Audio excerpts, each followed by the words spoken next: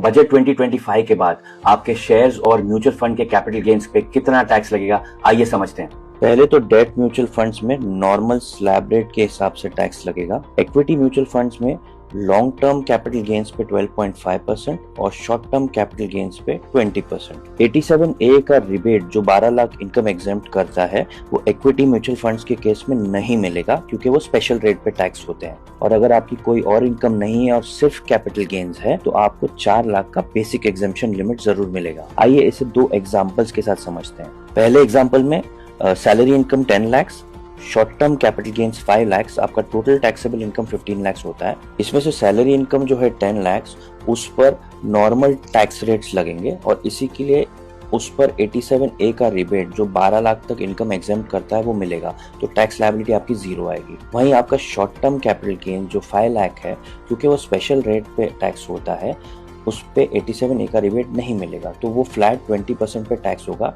In this example 1 lakh rupees, आपकी total tax liability 1 lakh हो जाएगी। एग्जांपल नंबर 2 में हमने सैलरी इनकम निल पकड़ के सिर्फ short term capital gain 5 lakh पकड़ा है।